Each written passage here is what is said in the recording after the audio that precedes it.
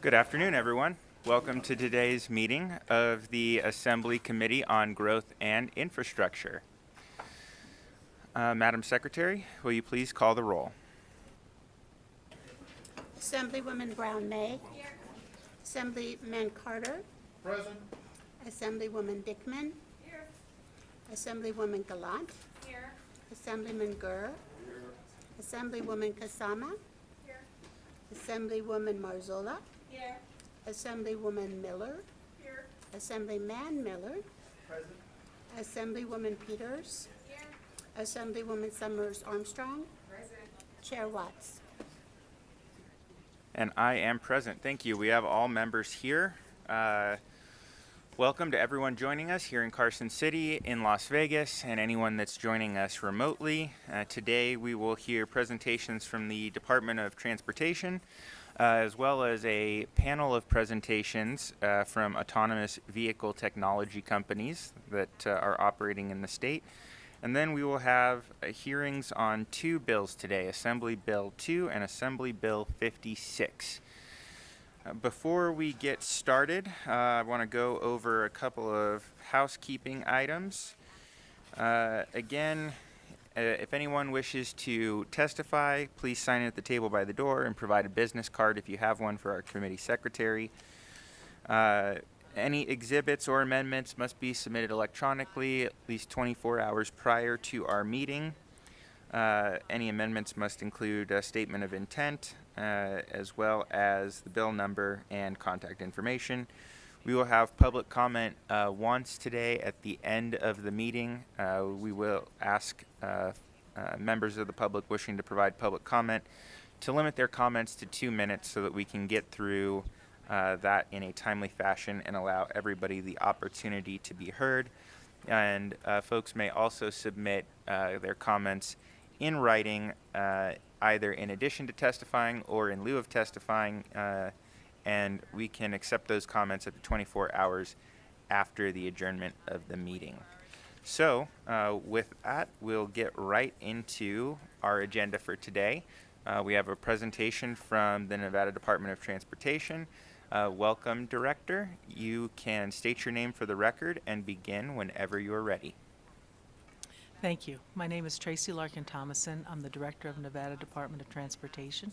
Very pleased to be here, and it's Happy Valentine's Day, and I hope you're feeling the love this afternoon. So we'll get right started in there. Who we are.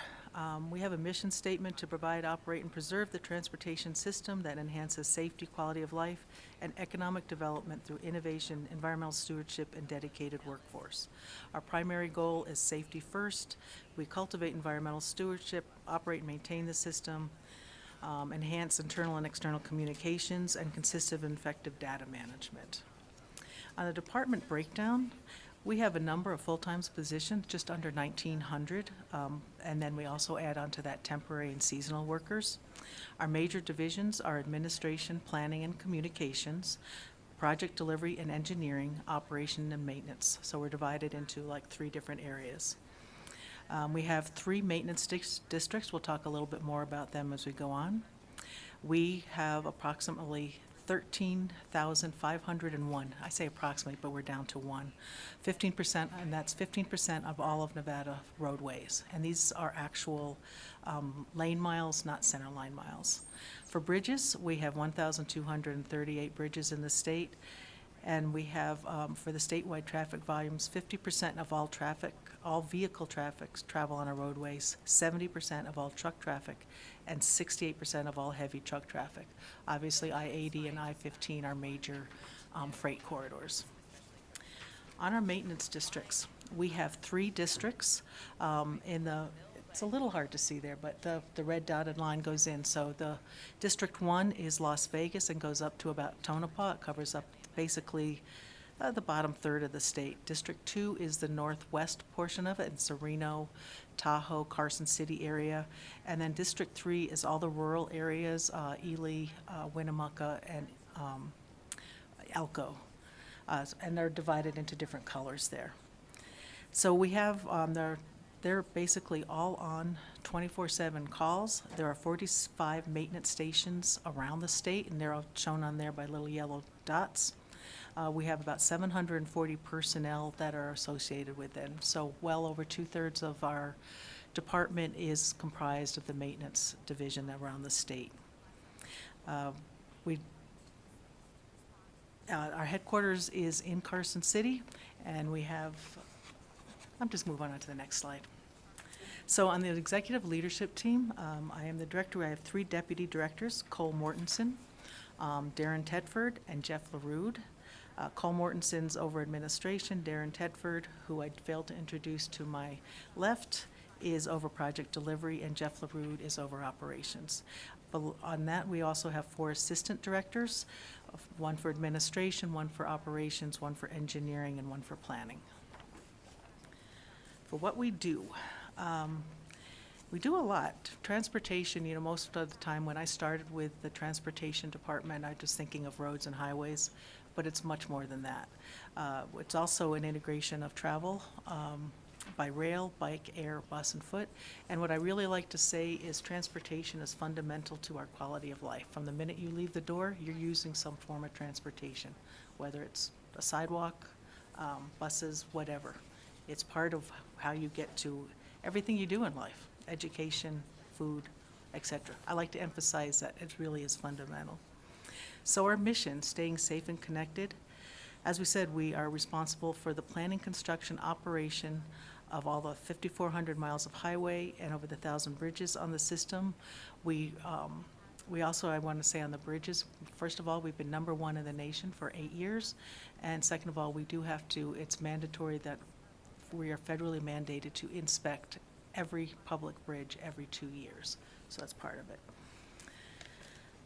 On multimodal, we're also responsible, as I said, for integrating the transportation system, so we have to serve all the users of the system. So we do we offer pedestrian trails, rail, bike, air, and bus systems. Transit is really more through the urbanized area. It's passed through funding to the metropolitan areas, and then we do cover rural transit. For emergency response, if you've lived in Nevada for a long time, you have seen us plow snow, you have seen us fight fires, you have seen us deal with earthquakes, flooding. So we've had over the past several decades, in 2020 we had the largest earthquake in the middle of Nevada, where literally the pavement differential was 6 inches going on 95 as you're coming up past Tonopah. It's a big bump in the road. So basically going out and traveling, we support other emergency management when they come out. We work with first responders, we work with FEMA, we work as necessary with any entity involved in emergency management on there. Our maintenance stations also provide many times the base where if it's in the rural areas, you'll also use them for like fueling and so like that. It becomes a staging center for emergencies operations. We also had landslides. We have a landslide now that's on 208 that recently happened just earlier in January, where we have 400 feet that's completely obliterated, SR 208 through Wilson Canyon, and we are working through emergency management to clear that out now and also deal with the river that's right next to it and restore it to its precondition. We also deal with fires. And one of the things that focuses as we move on is to actually start really continuing to plan for the resiliency of these things happening in the future, how we can work with other sectors and make sure that we are prepared to deal with what hits us. Emergency response, we're going to talk a little bit about Freeway Service Patrol. This is a service that's offered in both Reno and in Las Vegas. It is in the Reno, it's primarily along the I-80 and the I-580, and then in Las Vegas, it's along the I-15 and the US 95. And what it literally is a freeway service patrol. They patrol the area around. They help any stranded vehicles. They move them over to the side. If they ran out of gas, they provide it. But they are also trained in hazmat training. They are trained in CPR. Basically, they are the first responders to be there, and by traveling around, they can more effectively address the issue and clear the highway. We also have this, we have worked with this, working with the FAST Center, the Traffic Operations Center in Las Vegas. We have programs that are working with technology that integrates traffic patterns on the freeway with historical data, but the cameras in the operations center actually then look for anomalies in traffic. They identify the situations faster. And then we also, by looking at that over time, we have staged the Freeway Service Patrol to respond faster, and they're integrated with law enforcement. They're also integrated with towing companies.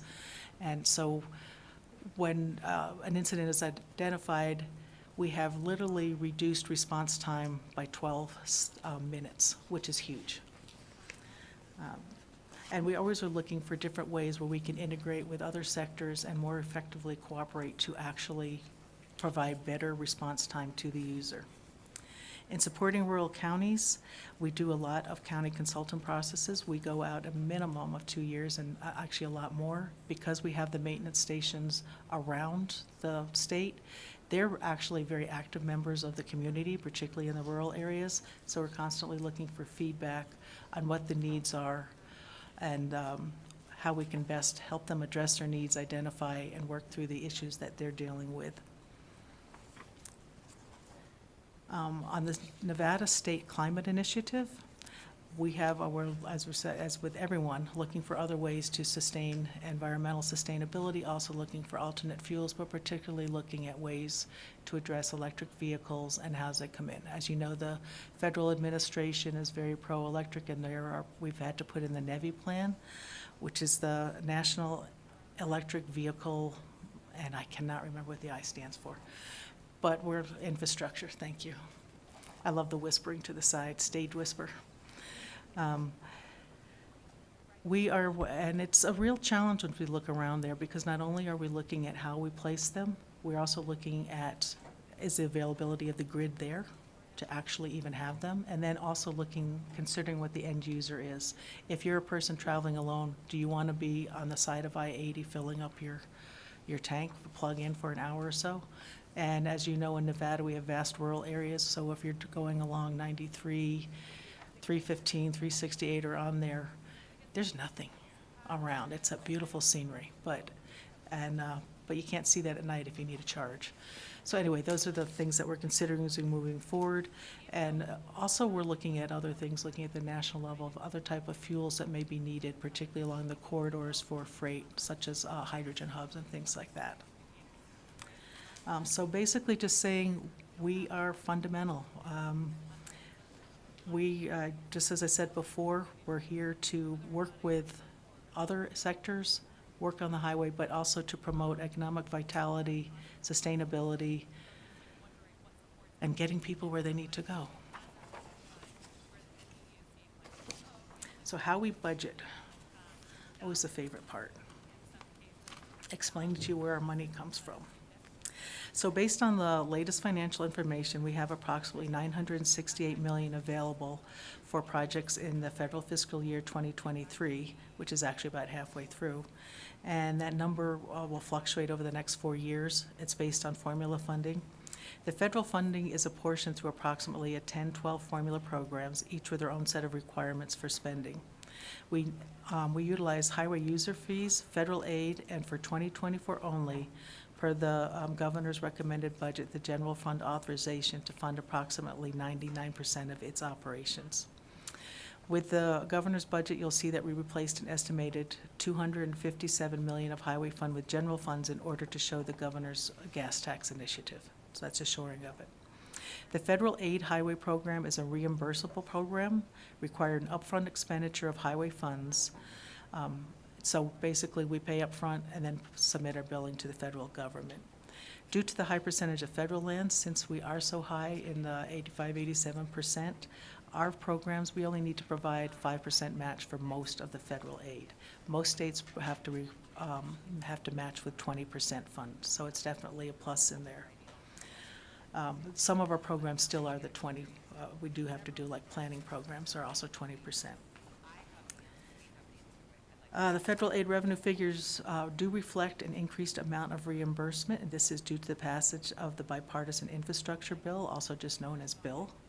And it increased our federal aid apportionment to Nevada by approximately 20% in federal fiscal year 2022, and then each year after that it will increase 2% until 2026. And then in fiscal year 2024, NDOT is requesting authorization to sell bonds in the amount of $150 million, $150 million to be paid with state fuel taxes and $50 million with the fuel revenue indexing. So here, I'm hoping we can, if there's any confusion, please stop me in the middle of it. But for the highway fund revenue sources, so this is what we get. So on the left-hand side is the state user revenue, which equals about $627 million. So the special fuel tax is about 19%. Driver's license is 4%. The motor carrier 7%. The the general service tax is 13%. Gas tax is 36%, and the motor vehicle in the registration fees is 21% of there. Now, if you go to the right-hand side, the first figure on the left-hand side represents the blue portion of the figure on the right-hand side. So in addition to the state user funds, our total highway fund revenue is $1.14 billion. And the other money comes from, other funding comes from federal funding is 29% of that. Other receipts is 7%, and then the DMV and DPS is 10%. Going to the expenditure. So now the expenditure, so how does the funding get spent? This shows a chart of expenditures by category since 2012. And so basically what you see in the gray, that is what we spend on construction. On maintenance is what we have in orange, is represented by orange, and then administration is shown in blue. So over that time period, basically the average is 18% maintenance, 7% administration, and 75% construction and engineering. The highway fund expenditure on the state is the, showing the NDOT is just under $1 billion, so it's about that 75% of it, so $935 million. DMV is approximately $147 million. DPS, Department of Public Safety, is just under $82 million. And other is about $84 million. And when I say other, it's like the State Public Works Board, it's the Transportation Authority, that's, for regulation of the functions of like taxi cabs and so on. It's also the transfers to the treasurers for bond payments, such as part of that $75 million of that was for actually the buildings that were built for DMV. So it's repaying those bonds. And also our portion of the SMART 21. We also have federal funds that are directed to the MPOs, the Metropolitan Planning Organizations, both the Washoe County, that we actually have 4 in the state, Washoe County, Carson City, Southern Nevada, and Lake Tahoe. And the urbanized MPOs, so Washoe County and Clark County, get a specific apportionment of the program funds, and it's sub-allocated. Basically, it's a pass-through from NDOT. And in addition, the Surface Transportation Block Grant, STBD, and the Transportation Alternative Plan requirements have requirements for spending in other areas as well. So there's specific funding set aside for areas of a population of 5,000 or less. So these are reflected in the work program, while the urban area allocations are not, because we're not the delivering agency. So basically just showing that that's the smaller areas, NDOT really covers the part for the rural areas. We also have CMAQ funding that we pass through NDOT, and that is congestion mitigation air quality. That is also for Clark and Washoe County because they are in non-attainment areas. So there's specific requirements set that they can use for different projects, but they have to show that they help mitigate the air particulates, the air quality by the projects they use. So maximizing the federal funds. So as we mentioned before, the Bipartisan Infrastructure Law Bill, also called IIJA, which is the Infrastructure Investment and Jobs Act, it brings in, like I said, a 20% increase in the federal funding to Nevada, and over the time it will increase to about 31% over current funding. This does help, it's helped maintain the program. As I will mention a little bit later, it is one of the challenges we have is apparently inflation has kept up almost identical with the increase in funding. So that while we received about 21% more in their inflation for construction is almost 20%. But it did allow us, we are very thankful that it allowed us to keep the program we had. Obligations. This is actually, I want to give a big kudos to our financial department and within NDOT, because one of the reasons we've been able to really maximize all the available federal funding is we have brought in, NDOT financials, we have brought in an additional $208 million in federal funding to Nevada. And what they do that by is in August, the end of the federal fiscal year, we are able to obtain obligation funds from other entities. So basically, if we have $100 million, just making that completely up, the federal government says we have $100 million. They tell us then we can spend $75 million of it. That's our obligation authority. If at the end of the year, if every state had that and they're not using up their 75, we are allowed to go in and ask for their leftovers, what they haven't used. And then they will expend our obligation authority, say up to 90 or 100, depending on what's available. So because of being very strategic about it, and our financial area has really looked at it, where we can go in and ask for the extra funding, like I said, $208 million goes a long way in projects. And also, one of the things we like to point out is that our funding source has been constitutionally protected. We are not competing with general funds. The funding is dedicated completely to construction, maintenance, and the repair of the public highways of this state. Okay. How we prioritize. And I will just step in for a moment, Director, to say we are getting a little close on time, so if you can... I will speed it up. Thank you. Okay, we have a plan. Does that? The One Nevada plan. So basically, we have in the last several years put together a data-driven plan where we actually look at specific priorities. Next slide, please. Of connecting communities, safety, preserving infrastructure, mobility, economics, and sustainability. We have goals set with all of those, and basically it's weighted, and part of that is we're trying to look to see if we can, the best projects that actually hit one or more of these. And then we also look at going through what the federal, state, and federal requirements that we need to met over the 4-year annual work program, and the short-range element and the anticipated projects that NDOT will deliver in years 23 to 25. Let's see. I can come back to that. Next one. The factors, and then we also look at geographic splits and funding. So look at how it is spread about the state. In general, the lane miles of percentages are, in Clark is like 21%, Washoe is 8%, and then the rest of the state is like 71%. Obviously, that is not where the money actually is. It's not split accordingly. Obviously, Clark has the majority of the population, so it generally gets about 75% of the funding, and then Washoe comes after that, and then the remaining goes to the rural areas. And when I mentioned the split there, it is actually, that was in centerline miles. In the obligations in the work program, you can see here where it shows the kind of the split in the different areas. So NDOT preservation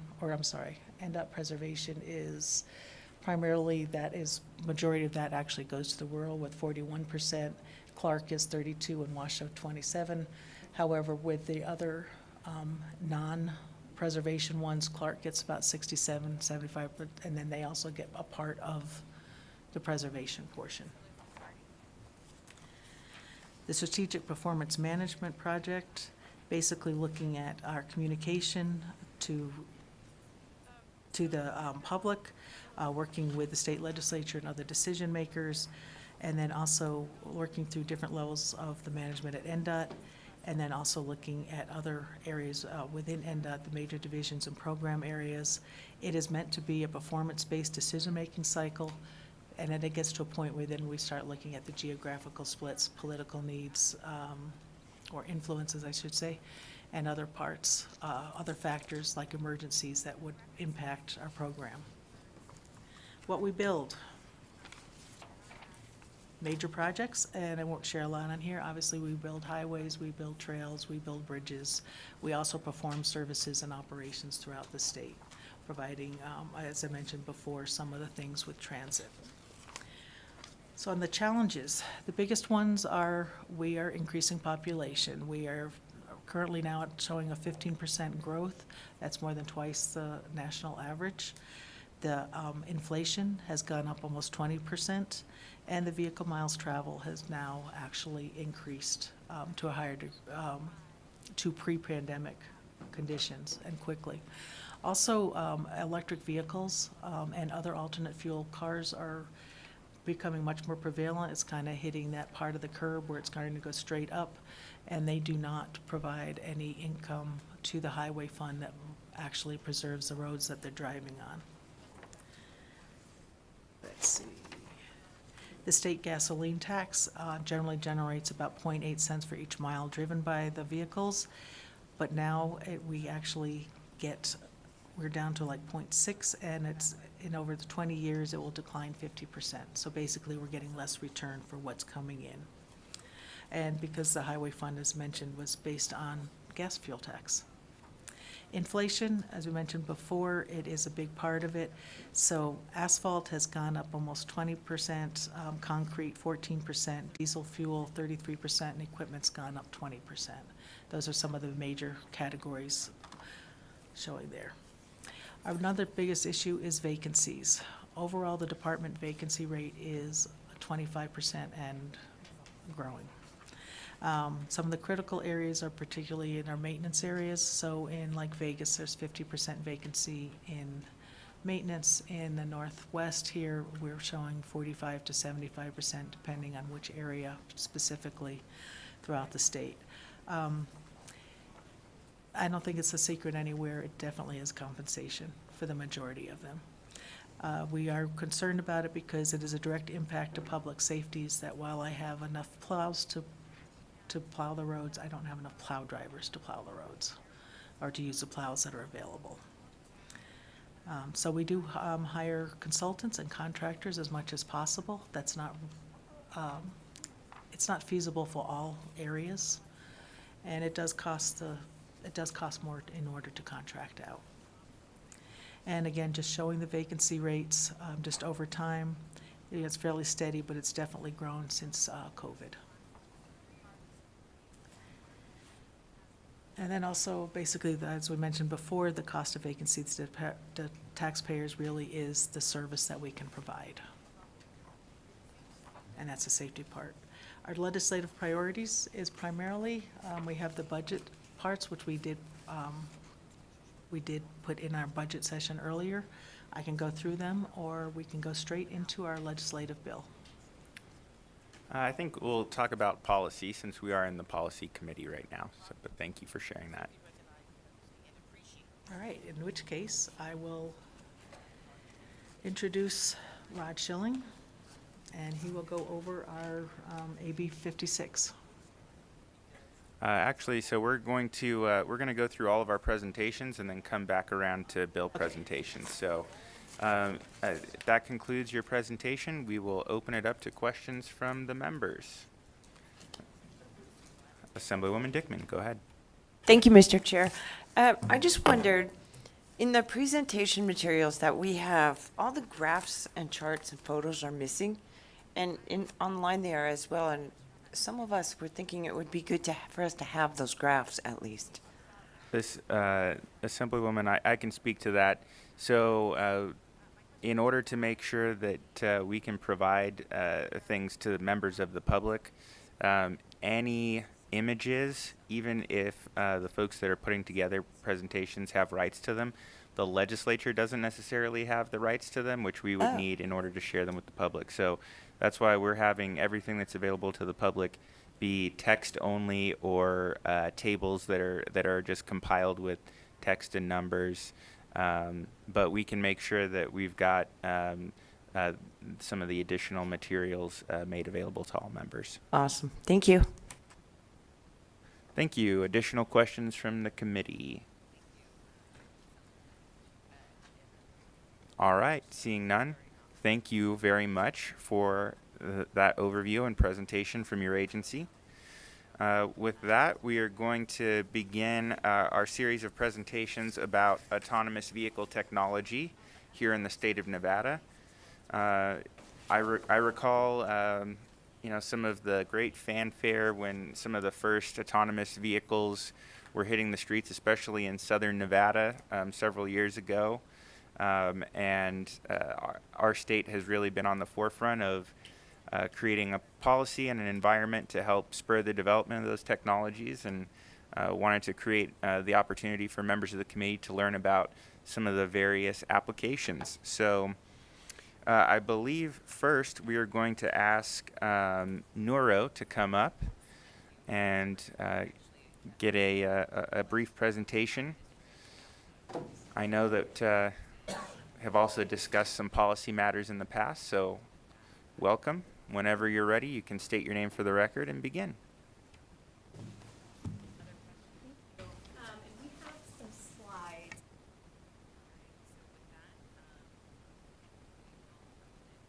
We will have somebody help get those.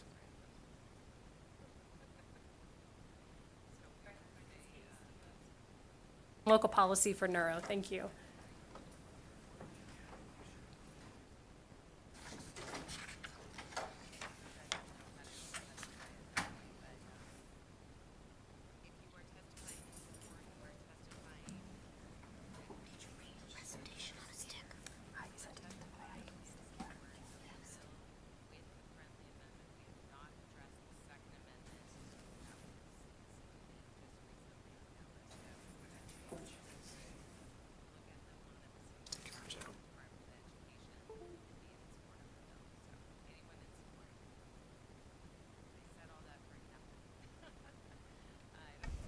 Thank you for your patience, Mr. Chair. David Goldwater, I represent Neuro, and it was in this very room that we passed the original autonomous driving legislation, enabling legislation in 2013 at the behest of then Chair Marilyn Dondero Loop.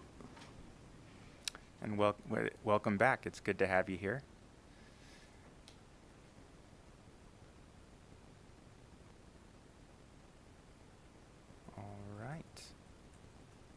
So again, whenever you're ready, just say your name again for the record before you begin.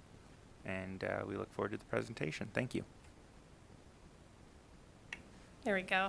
So thank you again so much. Thank you, Chair. My name is Katie Stevens. I'm head of state and local policy at Neuro, and just really thrilled to be here and tell you a little bit about our business and our presence here in Nevada. So this is our vehicle. We're really focused on building the service that will deliver anything to you faster than you would normally get it at an extremely low cost. To do that, we're deploying battery electric vehicles that operate on road that are designed exclusively for goods delivery. So this vehicle will never have a human occupant. There's no opportunity, no room in it to have a human occupant, and none of the creature comforts required for human occupancy. A little bit about us. We are founded in 2016. We have a little over 1,000 employees in California, Texas, Arizona, and here in Nevada. We are delivering groceries, medicine, and pizza with partners like Kroger, like Domino's, which you may have seen some commercials in the past of it avoiding the Noid, CVS, Walmart. So, we work with a bunch of different partners recently, FedEx and Uber Eats as well. And then our investment in Nevada that I'll show you in just a little bit. Very excited to announce that we are working and will open this year an end-of-the-line manufacturing facility in North Las Vegas, and that we're at the Las Vegas Motor Speedway and where we've built a testing track. And I have a video to show you as well, just briefly on that. So these are some of our partners, and you can see this is meant to showcase sort of the use case for these things, right? We have the grocery delivery service, where we can extend, physical grocery stores to food deserts, right? We have about 20 million people that live in food deserts today, and we believe we can reach about 70% of those with this type of vehicle. And then we have, the fun burrito. You get delivery, maybe through FedEx from a very low, zero emission vehicle that is narrow, that is light, that is low speed. And you begin to look at, I know there was a conversation earlier in the presentation about the cost of infrastructure, right, on our roads. This being like a narrow, lighter vehicle, right, the impact to road infrastructure is actually, just diminished, right? So a lower cost, lower impact to the roads, the infrastructure. And then you have the Domino's and the 7-Elevens. So this is our third generation. This is the vehicle that is being manufactured here in North Las Vegas, or soon will be. You can see it has, it's just really a step beyond what our R2, this is our R3, our next generation. This will go a little faster. It has a larger payload. It will have heating and cooling in the compartments. And you can sort of see how we have compartments within a compartment and what the uses of this, these two compartments could look like. And the front of it, you'll see an HMI screen. So when you order with Neuro, it arrives to you, you punch in the code that you're texted, you punch in the code and those doors open. And then you take what you need and you push the door close button, door closes, and it's on its way.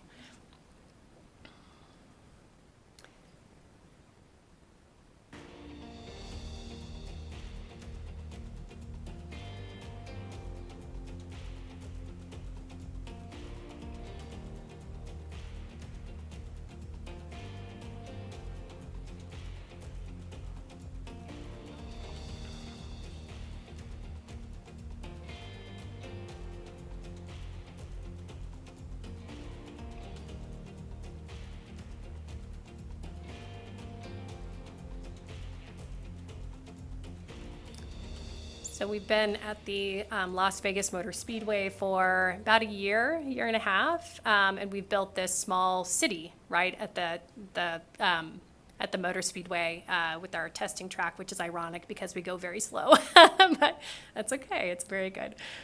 So we have really, it allows us to address this type of model, allows us to address community challenges like safety, where we have, one of the highest rates of fatalities on our roads now more than ever. And we look at, what a lower speed vehicle means for that reduction in fatalities. We have a study that says we're actually looking at 60% less injuries and fatalities if we scale something like this on our roads. And so, that really being the focus of our focus, which is making sure we have public trust and reducing, those fatalities and injuries on our road, creating a safer vehicle.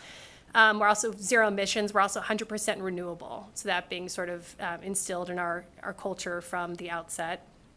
I mentioned serving food deserts. Again, this is truly important to us in terms of our reach. And so the idea about serving communities that are typically underserved. We have areas of Houston, for example, that are long time, food deserts and don't have access to fresh food and groceries. We have, people that are unable to get to the grocery store, elderly, maybe have some disabilities, and we're able to provide home service. And then jobs. So we produce a good number of jobs, new jobs, over the course, just with our retail partners, and then at Neuro itself, fully benefited living wage positions, like we'll have at the manufacturing facility and do have with our existing footprint here. And this is just so there was an independent report that came out from the Steer Group that found if we scale this vehicle, this model, between 2025 and 2035, we're looking at the following things. So 3.4 million jobs created, 4.1 trillion economic activity generated, 348,000 fewer crash injuries, 407 million tons CO2 avoided, and 8,000 tons of PM 2.5, those harmful emissions avoided. So our investment in Nevada, which I'm really excited to talk about, is $40 million to develop the two facilities that I mentioned in North Las Vegas and Las Vegas Motor Speedway to commercialize the scale and production of our third generation AV, which you saw. This is our large manufacturing facility, the rendering. I think there we go. That's it actually being built. So it'll be the first end-of-line manufacturing in the country with the capacity to manufacture tens of thousands of these types of vehicles, so electric delivery AVs. We're breaking ground on a number of levels, breaking ground in the building, but also just in the nature of what we're doing here. And then the facility will total over 100,000 square feet and 8 acres of property and opens this year. And this is our testing track, which you also saw. With 74 acres. This is truly, and you'll see a durability track, which is what that is, which allows us to test on various types of surfaces, right? Because we look at this, we have simulation testing, we have, artificial testing, we have synthetic testing, we have on-road testing. This is the testing that is, where we can actually, in a safe space, test all sorts of environments. And so this is prior to, obviously, our on-road testing. We have to validate and go through a number of testing procedures, and then we move on-road. So this is a really valuable stage in our testing, our safety testing. So we're looking at a creation of about 250 high-skilled career opportunities with a $2.2 billion economic impact in the first 10 years here in Nevada. Just lastly, I just wanted to talk about how the state has really been a leader in promoting safe development of AVs. We've been so proud. We are proud to be here, and just so proud of the leadership and leadership this body has had since 2011, which was the first AV bill passed, first AV legislation in the country, which is pretty outstanding. And then last session passed AB 412, which allows us to operate on road. Basically says that we don't need things like side view mirrors, and we don't need things like dashboard indicators. If you don't have anybody in the vehicle or driver, that makes no sense. And so thankfully the state and this body agreed and passed this bill that allows us to operate here. And then, continuing leadership for AV job growth. So Senator Dondera Loop is, working on a bill this session. We hope to, have more discussion about this, obviously, in the months to come. But just thank, this body again for all their support and leadership of the state and when it comes to autonomous vehicle and innovation policy. And with that, I thank you. Thank you so much for that presentation. It's exciting to see the development of this technology move forward, and we appreciate the investments that you have made here in the state of Nevada to deploy zero emissions autonomous technology. So we'll open it up to see if any members have questions, and then we'll move on to the next presenter. Yes, Assemblywoman Kasama, go ahead. Just thank you for the presentation. It looks really fascinating. Just a quick question from your presentation. So since it can only go up to 45 miles per hour, I'm assuming it can't go on the freeway, so it'll all be side streets. That's right, yeah. A neighborhood, basically we use a network of neighborhood roads right now. So it's meant to be, less really first mile, last mile goods delivery service for the time being, yeah. And they're about the size of a sedan. So they're not tremendously large. That sweet spot is sort of first mile, last mile. One more question, if I may. And then in the compartment, does each, is one compartment for one person buying goods, or is there a lot of different things in the compartment and people just pick out what is theirs? Just curious how that works. And Yeah. please introduce yourself for the record before you speak. Thank you. Oh, yes, sorry, Katie Stevens from Neuro. It could be a variety of things. So it could be that, for example, FedEx, we'd have the doors open and you'd have a unique code for the locker that is yours. And then you could have, the idea is batching, right? That creates efficiency, but it also lowers the carbon footprint, right? We want to eliminate congestion on our roads. And so batching is really important. And for retail partners as well, right? So we want to eliminate that. We want to reduce that, that VMT. And so the whole locker idea is what is going to be impactful. And that's what we're looking I at know right it's now. great. It stops porch pirates and all that stuff. Yeah, stopping the porch pirates, exactly. Wonderful, thank you. Thank you. Members, additional questions? Assemblywoman Miller.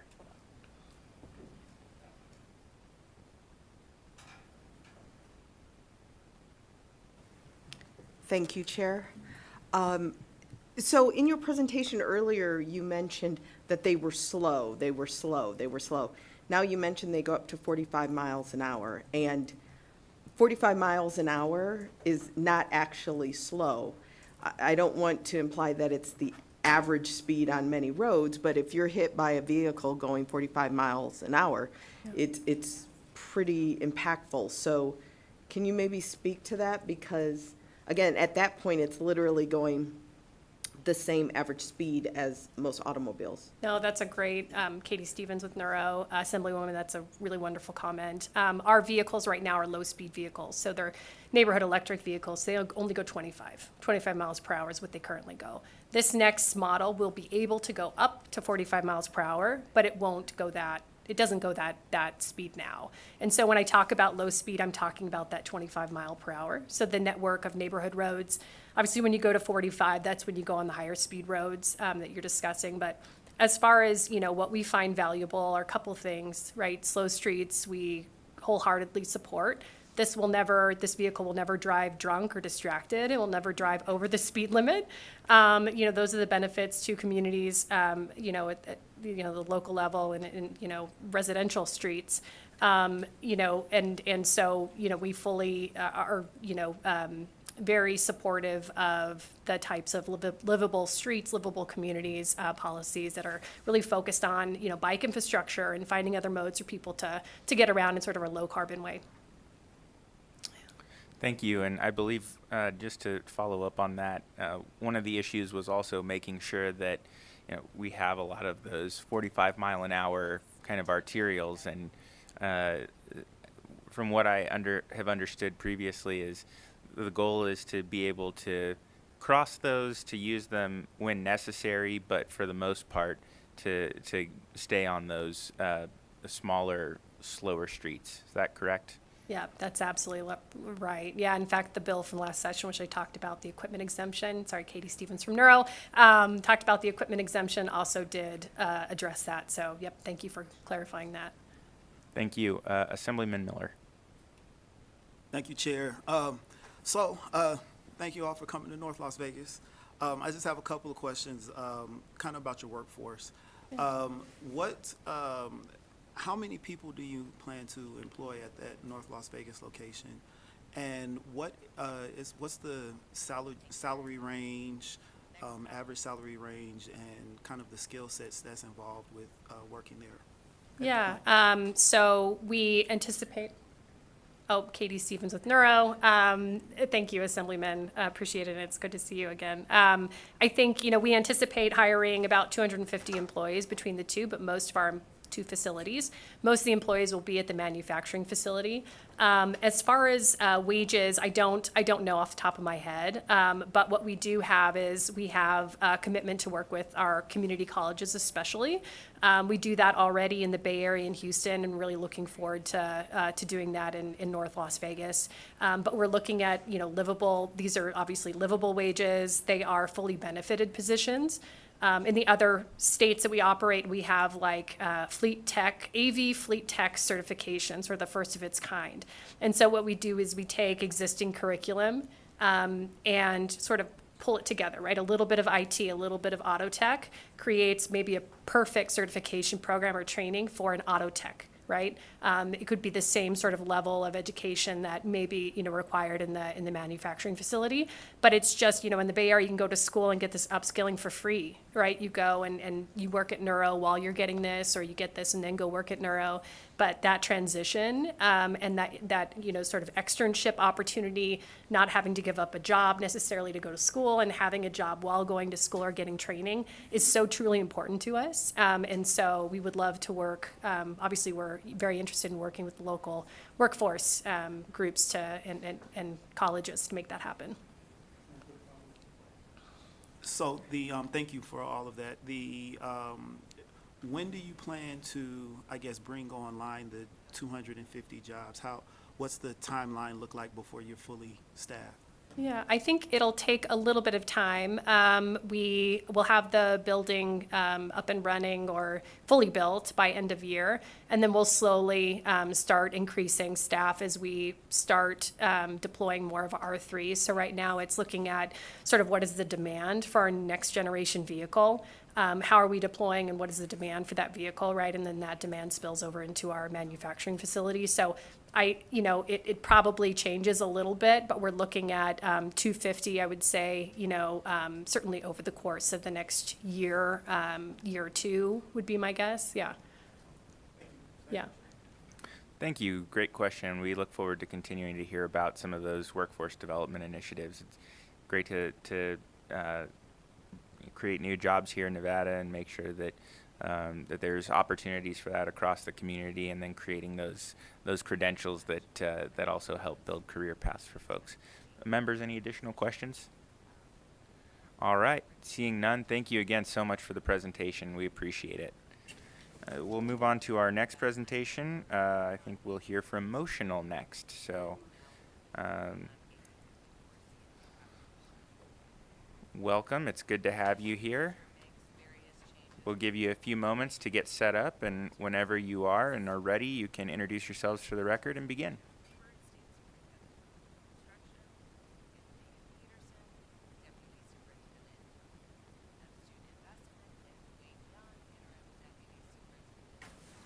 Sam Wempy for the record, and I'm also joined here with Morgan Roth, who is also at Motional. I'd like to thank Chair Watts and Vice Chair Brown-May for your invitation to present today, and as well as the rest of the members of the Growth and Infrastructure Committee. Motional actually had the pleasure of presenting to this committee 2 years ago, and so we're excited to give you an update for where things are at and what we've been up to over the course of the last few years.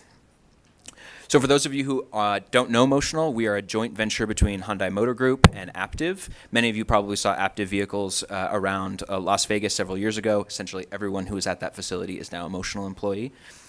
We are developing autonomous vehicles. They are on an all-electric Hyundai platform. You can see an image of it right here.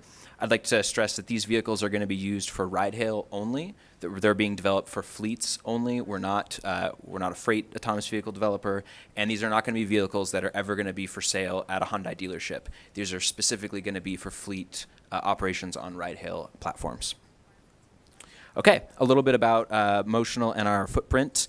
We have our largest testing facility is right in Las Vegas. We started investing in Las Vegas in 2017, 2018. I'm not going to belabor the point around Nevada's forward-thinking approach to autonomous vehicles, but that's what gave us the certainty to start investing in the state, and we've really grown quite a bit since then. Outside of Las Vegas, we also have facilities in Santa Monica, the Boston area, Bay Area, Pittsburgh, and Singapore. We have over 350 employees in Nevada. Since we last presented to you, we've added 100, so 100 has just been in the last few years. Things are looking good. We're likely to continue growing that, and I'll have some more information about workforce as we get into that. We're partnered with Uber and Lyft. We're the only autonomous vehicle company that's offering rides on both of those platforms, including in the Las Vegas area right now. So if any of you are on the Strip, open up Uber or Lyft, and you're going between two places that we serve, you have the opportunity to be matched with one of our vehicles. You'll be given a little bit of information. You have to opt in, so you have to proactively choose, yes, I'd like one of those rides. And we've given over 125,000 rides to members of the public since we started giving those, and we've not had in those, we've traveled 2 million miles and not had a single at-fault incident in that entire time. All right, a little bit about our time in Nevada. So I mentioned we've been investing here for several years. We opened our first technical facility, which I've got a little bit more information about, in 2018, and we first began testing on Uber and Lyft shortly thereafter. By 2019, we'd given 70,000 rides to members of the public in Nevada, and that had grown to 100,000 AV rides to members of the public in 2020. We upgraded our permit to be able to start testing fully driverless later that year, and then in 2021, we began first testing without a safety driver on the streets around Las Vegas. I will say, though, that if you're going to get a ride in one of our vehicles over the course of the next couple months, they will still have a safety driver in them, but by midpoint this year, we're going to have fully driverless vehicles, no safety drivers, operating in the Las Vegas area. And again, just to stress, all those vehicles that are on Lyft and Uber are fully electric Hyundai Ioniq 5s. And in our time in Nevada, we've been partnering with a number of different organizations. First of all, we've been working very closely with the RTC. We found them to be a great partner in discussing all things transportation. We also work very closely with the Metropolitan Las Vegas Police Force. We're doing some really interesting testing with them right now where we're doing siren detection, light detection, and building a playbook for making sure that autonomous vehicles operate better than a human after an incident or around first responders, to give them the confidence, first responders the confidence that these vehicles are on the road and are going to be operating as safe or safer than a human. We also work very closely with Workforce Connections to make sure that the pipeline of talent that's coming into all of our companies has all the skills it needs to succeed and to develop in Las Vegas. And then you've got a couple more pictures here of our vehicle going along the strip, and some photos here of our technical facility. Okay. Our workforce, I mentioned we have 350 employees, a little bit of a breakdown in terms of what that looks like. So that's 20% engineers, that's your classic, coders, software developers, PhDs, some of them are coming out of Las Vegas schools, some of them are moving from elsewhere in the United States and bringing their families and purchasing property here. But 45% are vehicle operators. Those are your safety drivers. Those are jobs that do not require a college education. In fact, you just have to have a clean driving record and a strong desire to want to learn and work hard. Those are full-time employees, start at $60,000 a year, full health care, benefits, what have you. And there's a lot of upward mobility within that role. I mean, we have a number of folks that have moved into much higher positions, such as fleet support, remote operators, and a number of different roles like that. And as we go to fully driverless, I won't spend too much time on this, but these employees are going to continue to be employees, and there's a number of things we're going to have them continue doing, including continue to test in new areas around Nevada to make sure that we're constantly growing the territory that we operate in. And then we've got 20% that are technicians, support specialists, remote operators. A lot of those, especially the technicians, are coming out of vocational schools. Since 2021, we have invested over $20 million upgrading our test track, tripling the footprint we have there, and then adding additional components to our 125,000 square foot facility that's currently in Las Vegas. Okay, and I will stop there and see if there are questions. Thank you very much for the presentation. Members, do we have any questions for this presenter? Seeing none, I do have one. I was wondering if you could just speak a little briefly. I have had the opportunity to visit and to ride in one of the vehicles. And you spoke about kind of the ongoing testing as well as some of the mapping work. And so I think it's helpful for members to understand different technological applications. And in general, where you're operating, you do extensive mapping of kind of the environment in advance. So if you could just speak kind of a little bit to that and at a high level about your approach, and that it seems like, at least at this point, this technology can't just kind of turn down a road, and you have to do a lot of work on the front end to make sure that these vehicles are really prepared for different encounters that, or situations they could face. And maybe speak a little bit too about road work and other things that change up what's going on the roads. Thank you for the question, Chair Watts. Sam Wempe, for the record, from Motional. That's the mapping piece is a really important component. Before our vehicles go anywhere, we have to map every area, dozens of times. And that's not just a map like what you see on Google Street View. This is a three-dimensional high-definition map. This allows us to have 100% certainty when we're driving down the road if there are changes, that we know exactly where those changes are, and allows our vehicles to know precisely where they are down to the millimeter on any given road. So that, if there is storms that blow debris into the roadway, if there's impromptu construction, things like that, our vehicle is able to pick up those things with its sensors, compare that with the high-definition maps that it already has, and know that, okay, this is something I can navigate around, or maybe this is something that's a little bit more challenging, or there's an emergency situation, and knows exactly how to handle those. And so that's why you can't bring a car right up to Carson City right away, unfortunately, and have it giving rides to the members of this committee up and down the street, because we frankly haven't had the opportunity to map in those areas yet. And so that's a really expensive endeavor to do ahead of time. And then as roadway construction happens, it's a pretty complex thing. It's handled at a lot of different levels of government, and so we're always making sure that we're trying to keep abreast of where those different construction projects are working, because there is a limited area where we operate, and making sure that we have the ability to test on the roads that we do is critical. Thank you. And could you speak briefly to the incorporation of some of the connected infrastructure technology, traffic signals and other things, and how those interact with your vehicles? Absolutely. Chair Watts, thank you for the question. Sam Wempy for the record.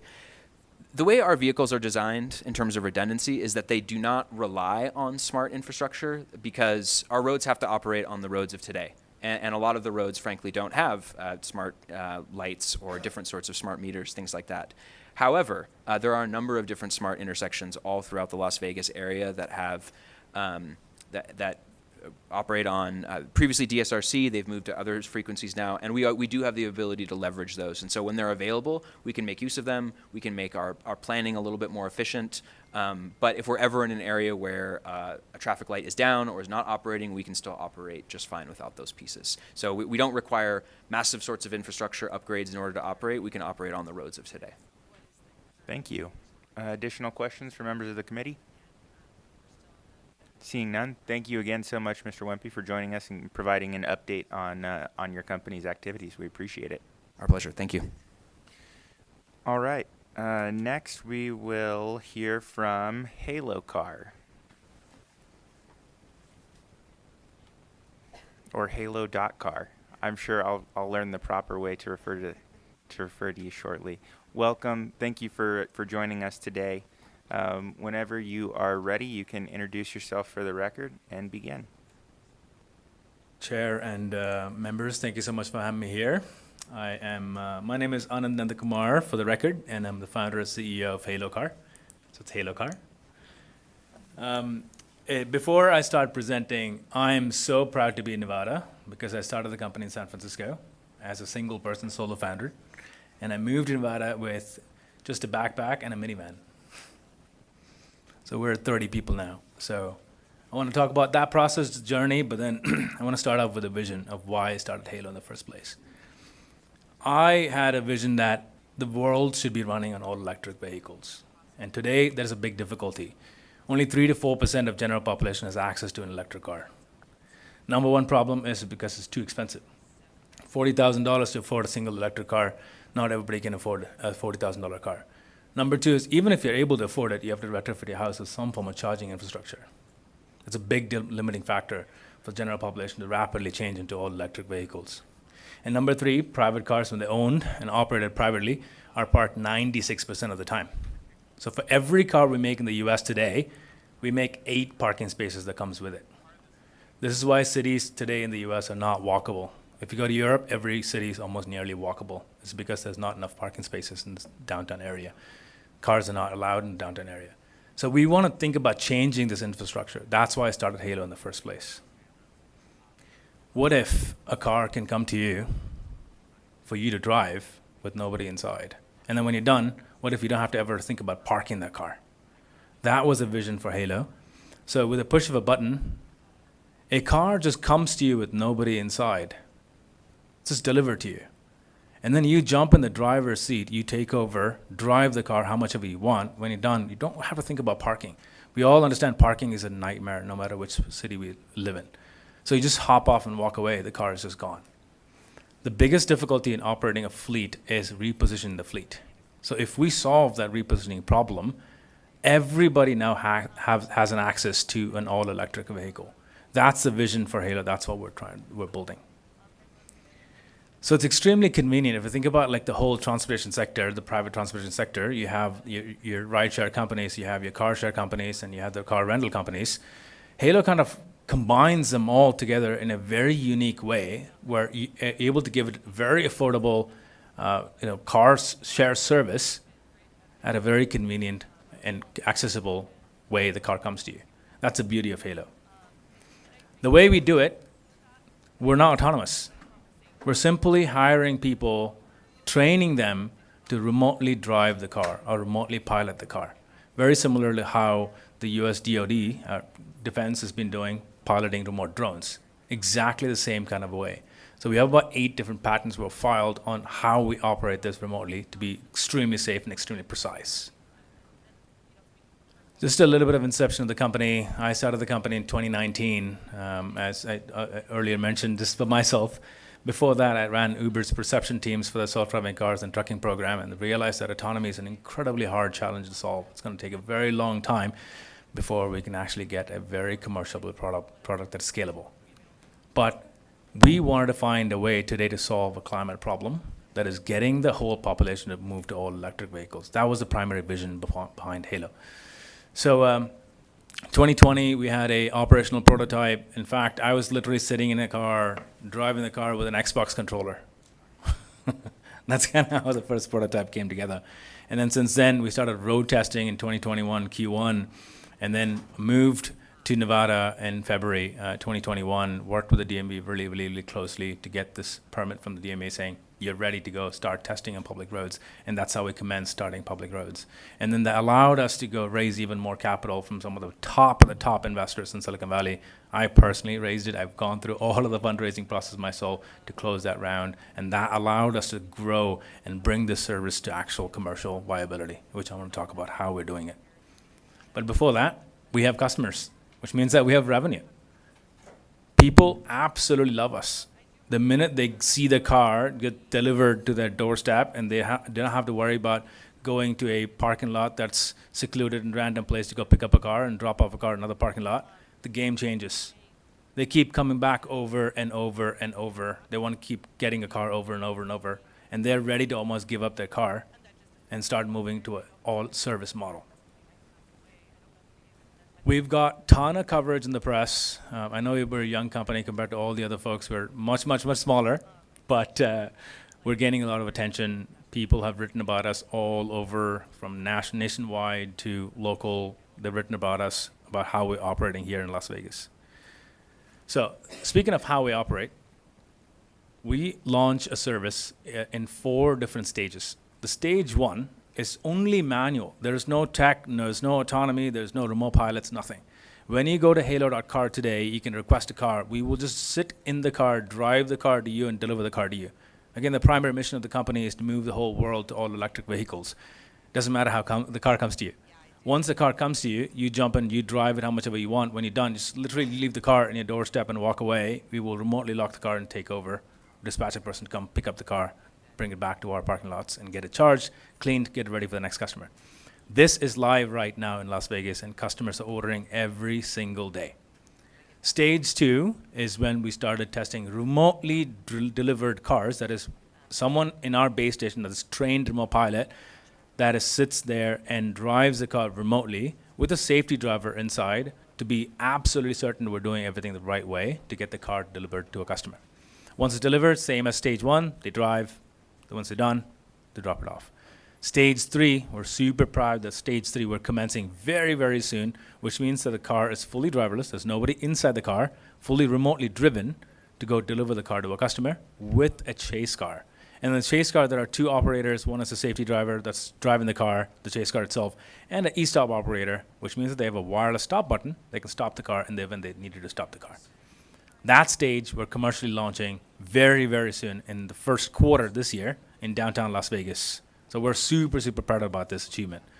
And the last stage is stage 4, where we won't have a chase car at all. That is when you request a car just comes to you with nobody inside. That's a sight to see. We have viral videos on this one. This is so amazing. When the car comes to you, you just jump in and drive how much ever you want. Right? That stage 4 we'll be launching later this year. So this is the coverage zone right now for stage 1 where we're at. Except for the airport and some small little areas, we cover all of Las Vegas. So you can be in Centennial Hills, you could be in Henderson, doesn't matter. You just go to halo.car and request a car. We will come deliver the car to you.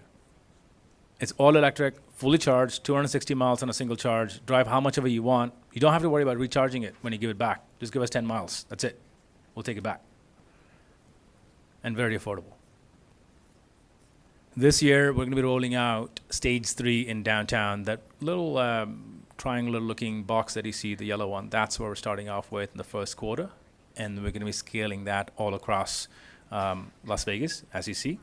The green big polygon is manual deliveries, and then the purple polygon is the actual remote deliveries that we're going to be scaling to. So we had an incredible 2022. We had a brand new office right across from the English Hotel, where the famous Kitty statue is. We took over that building. Now we're almost 30 people. We started road testing, fully remote, nobody inside the car. This is one of our remote pilots that is trained, full-time employee, all locally hired, is a military veteran. And we have an incredible partnership with T-Mobile. They saw the IP that we created. Not only did they partner with us, they also invested in the company, because the value at which we're using the network is very powerful for them. Everybody has taken rides in our cars, from law enforcement to everybody, city council members, mayor, everybody been in the cars. So we're super, super excited for that close level of partnership with the city of Las Vegas and the state. So this is Halo, and we're Halo Car. Thank you very much. Thank you very much for the presentation. And I think some of those additional stages are set at least partly in Assembly District 15, which is exciting to see. Members, do we have any questions for these presenters? Assemblywoman Gallant.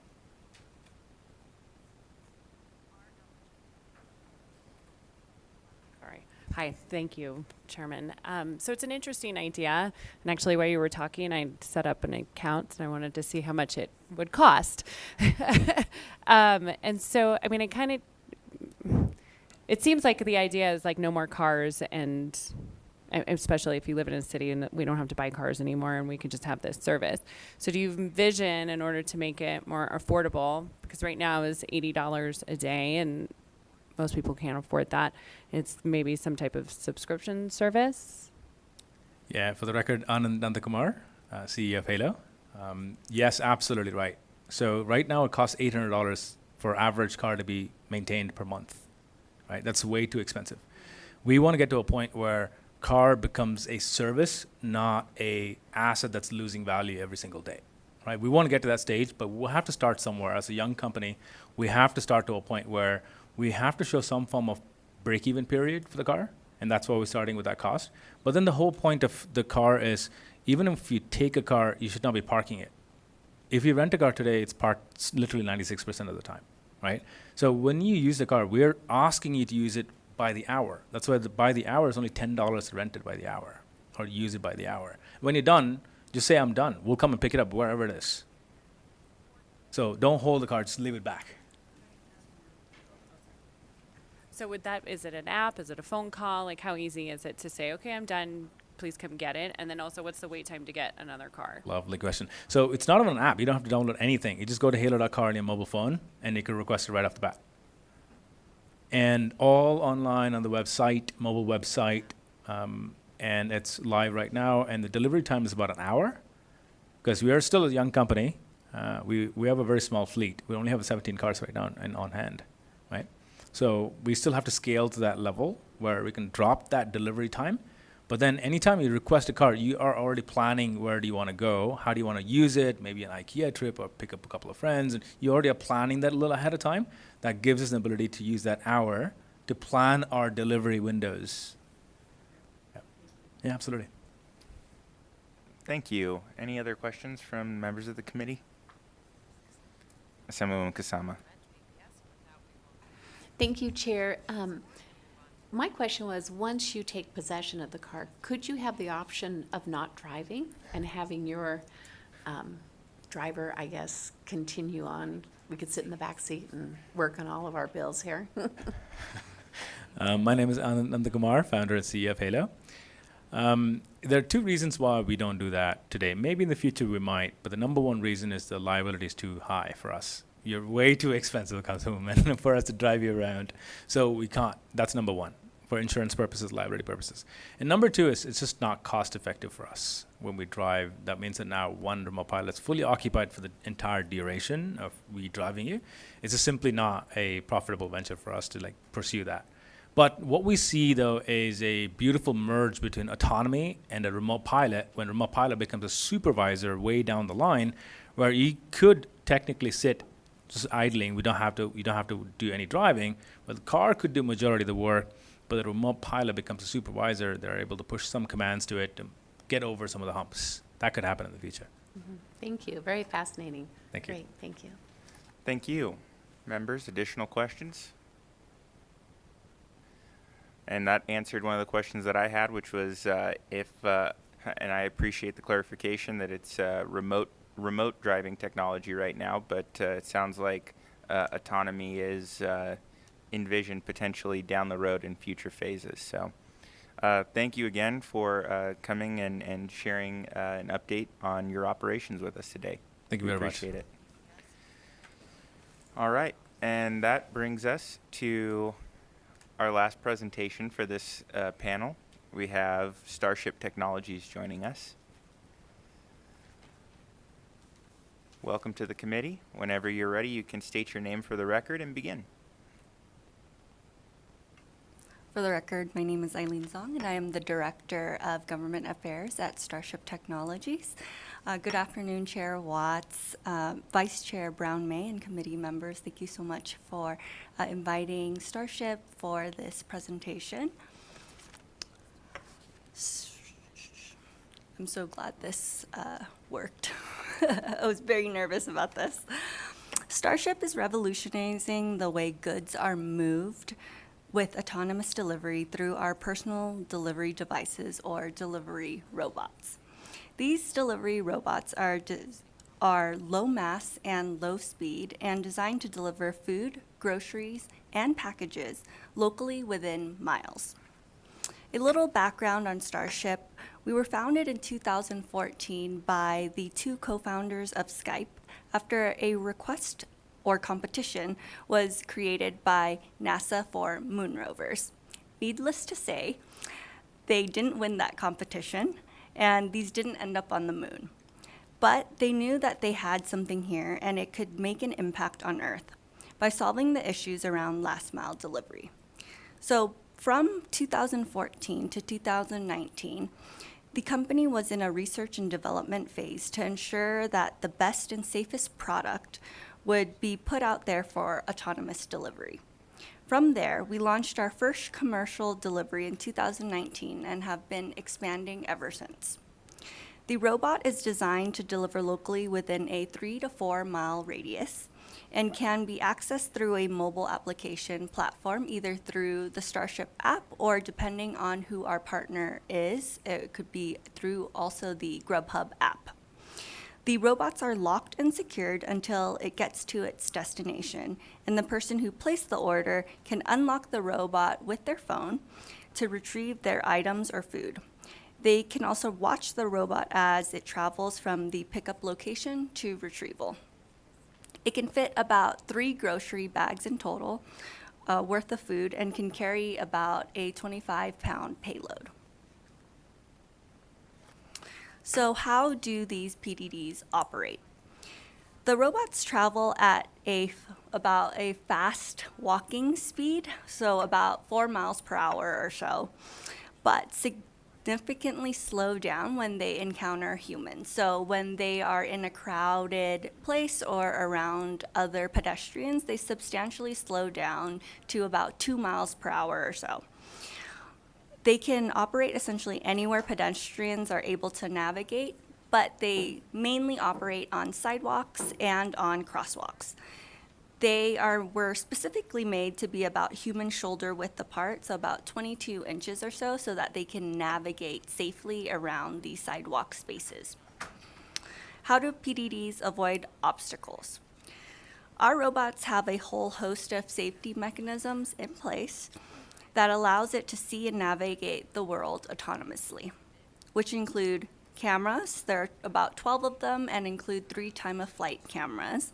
There are also ultrasonic sensors, GPS, and a whole host of neural networks that allows it to see the world. In very rare cases, if a robot ever gets stuck in an unfamiliar situation, they have the ability to ping a remote operator or local staff to analyze the situation and get the robot out of wherever it needs to be pulled out from. Some benefits to our operations are that we are able to reduce vehicle miles traveled in taking vehicles off the road for delivery, which in turn reduces congestion on streets and increases safety, helping to reach Vision Zero.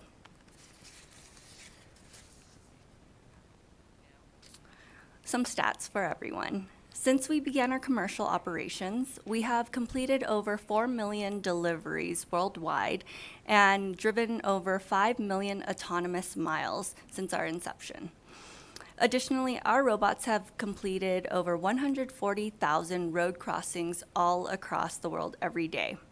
We now operate in 6 countries, which include Estonia, Denmark, Germany, Finland, the UK, and obviously here in the US. We currently are in operations at about 35 different college campuses all across the country, which include some names like UNLV, of course, UNR, Arizona State,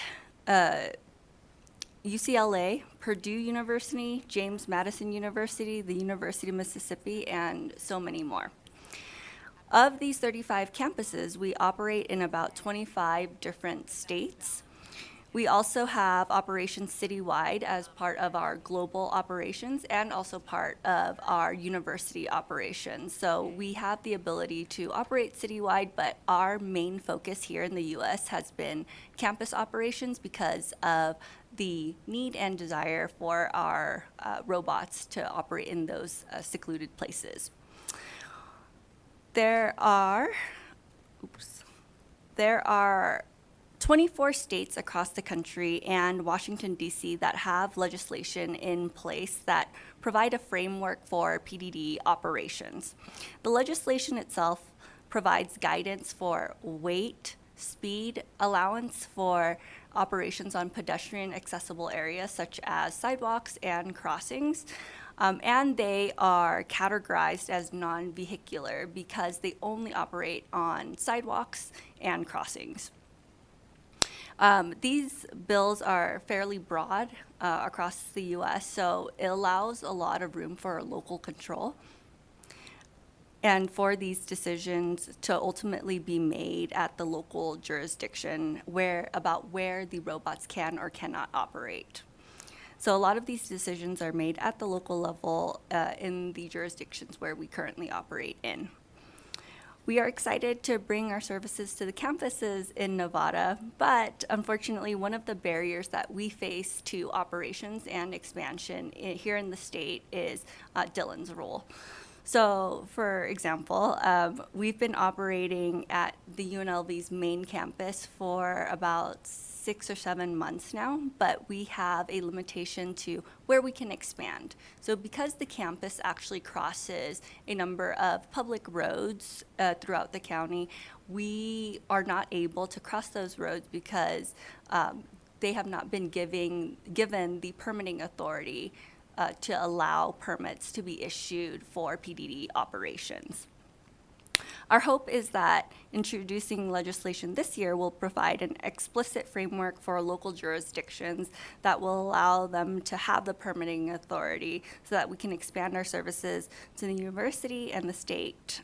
And that really concludes my presentation. Short and sweet. Thank you, Ms. Ong, for the presentation. We appreciate it. Members, do we have any questions for our presenter here? Assemblywoman Gallant, go ahead. Thank you. This looks really interesting and cute, by the way. So does it have the capabilities of being able to know, like, when it can cross a street? Because Vegas has, like, really bad accident rates. So I just am concerned about that increasing. Thank you for that question. For the record, Eileen Zong with Starship. Our robots cross about 140 to 150,000 crossings every day autonomously. So because of the ultrasonic sensors and AI imaging, they're able to understand where the crossings are, understand when the light changes, and understanding when crossings change so that the robot can see and then make their move and cross the street safely. Okay, so one more. Okay, so Vegas is also known for drinking 24 hours a day, and a lot of, silliness goes on. And so how do you ensure that people don't trip over that and then we don't have, like, some issues with regards to people getting hurt? Absolutely. Great question. Eileen Zong, again, with Starship, for the record. Well, a lot of how our operations proceed and move forward is we ensure that our robots have the ability to stop when there are pedestrians in front, right? So they have the ability to see when a pedestrian is in front of them and navigate safely out of the way so that no one can get injured, and they are moving at about a 2-mile speed around pedestrians. So they're moving extremely slow. So those are some of the ways that our robot kind of detects and understands where humans are to navigate safely out of their way. Thank you. We'll go to Assemblywoman Peters. Thank you so much, Chair. So I wanted some clarification on something that you had said earlier, and I can't remember exactly the terminology that you used, but it was something like zone zero or ground zero or site zero. Does anybody else remember what it was? Virus zero? Vision zero? Yes. What does that mean? Oh, a Vision Zero. So the Department of Transportation wants to reach Vision Zero, which means zero fatalities. So removing vehicles from the road in order to achieve zero fatalities from vehicular movement. Thank you for the clarification. Maybe we should have had that presentation. No, I'm just kidding. I was concerned, or I was thinking it might have been like the location that they're trying to get to, but that makes a lot more sense. Thank you for that. Thank you. And I certainly hope that we won't experience any fatalities with a vehicle going 4 miles per hour. Any other questions for members of the committee? All right. Well, thank you very much again for the presentation. Members, I hope, and members of the public, I hope you found this interesting to see the many different ideas and applications of autonomous and remote vehicle technology in our state.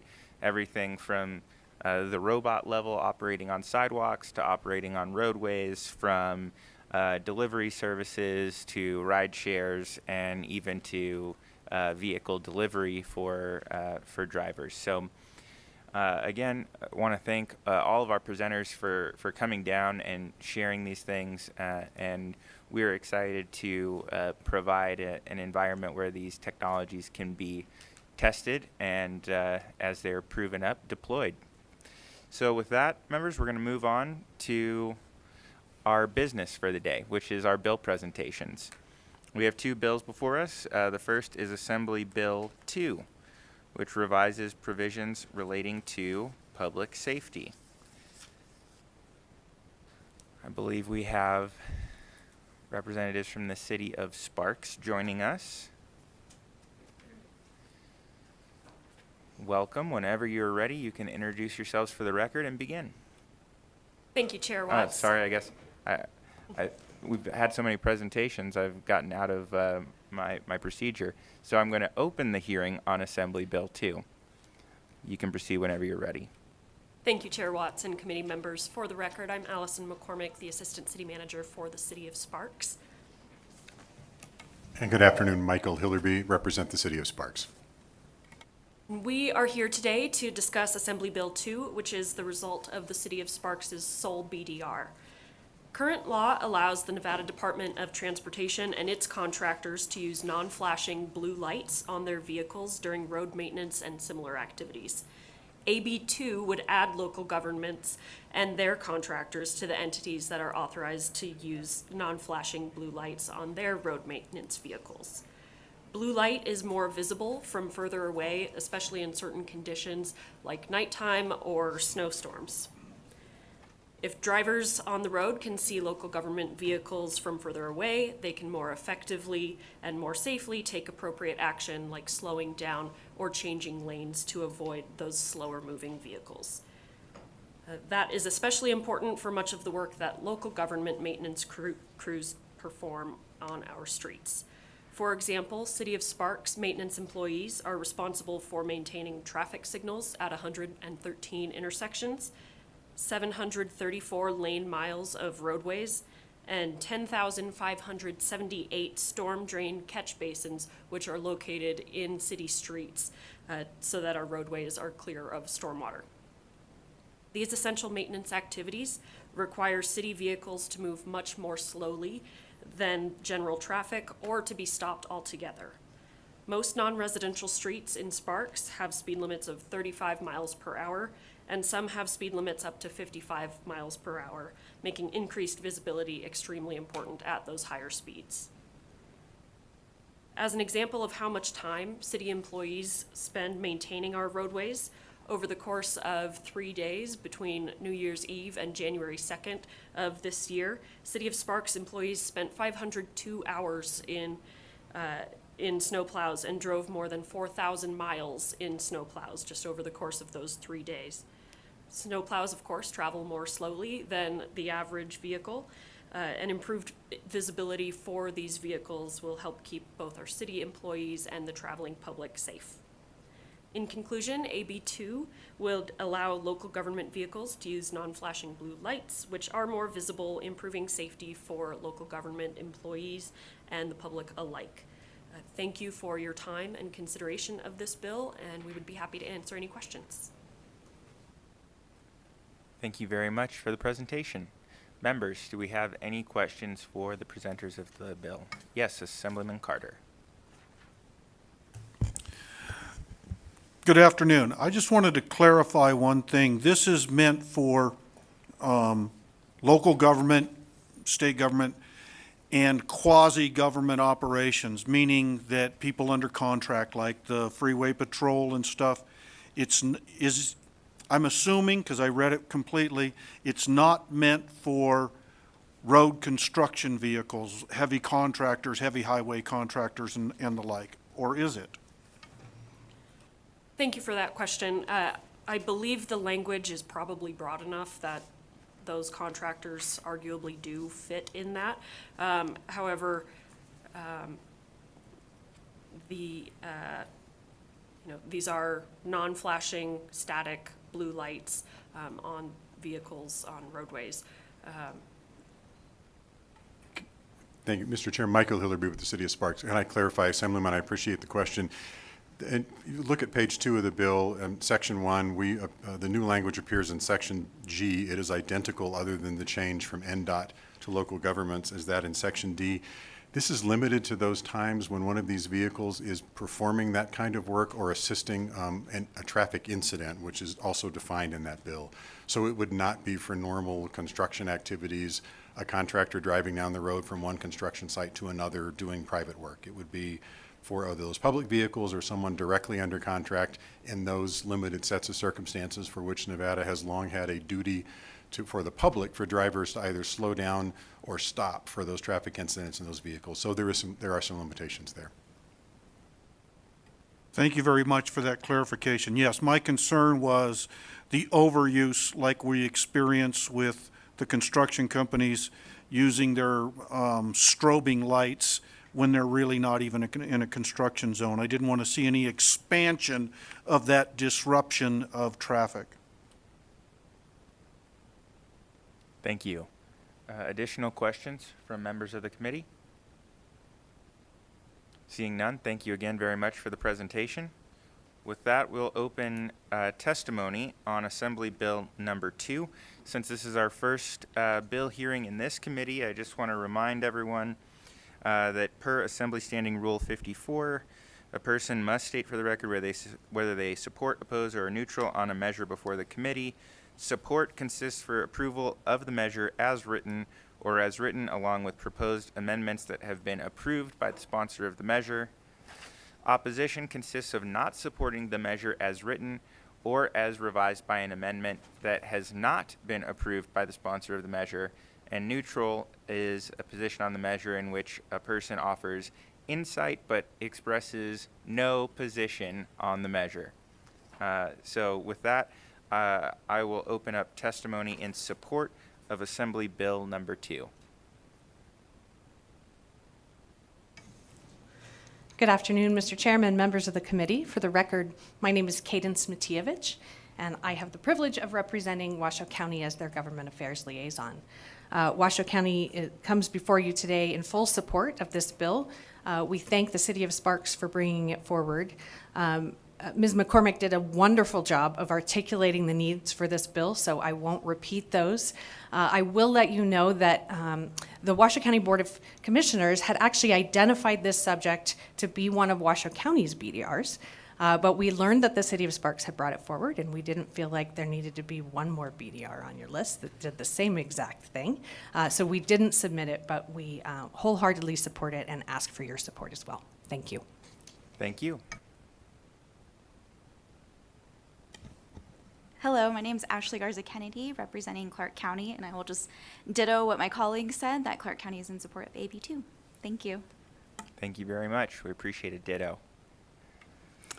Thank you, Mr. Chair. My name is Jennifer Berthume, for the record, Government Affairs Manager for the Nevada Association of Counties. We thank Sparks, the City of Sparks, for bringing forth this bill as it aligns with traffic safety efforts across the state, and as such, NACO supports AB2. Thank you. Thank you. Hello, my name is Wesley Harper. I am the Executive Director of the Nevada League of Cities and Municipalities.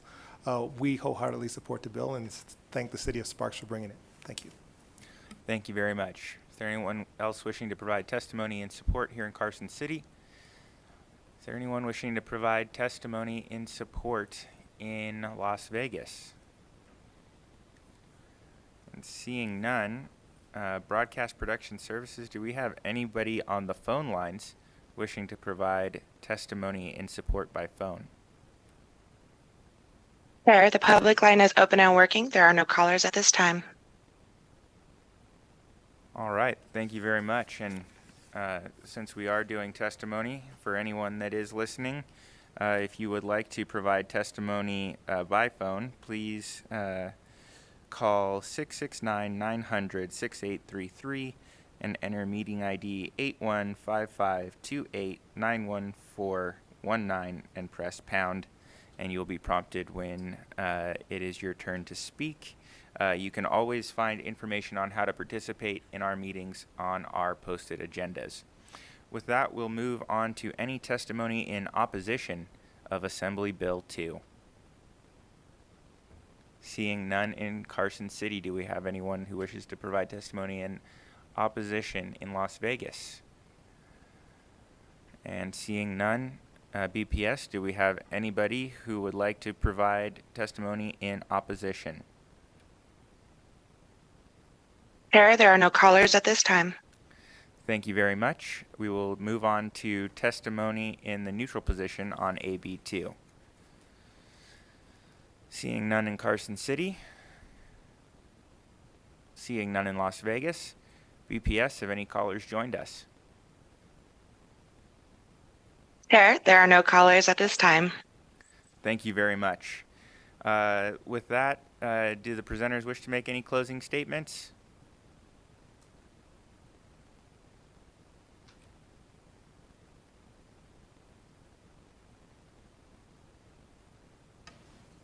Allison McCormick with the City of Sparks, for the record. I'd just like to thank the chair and the committee members again for your time and consideration of our bill. Thank you. Thank you.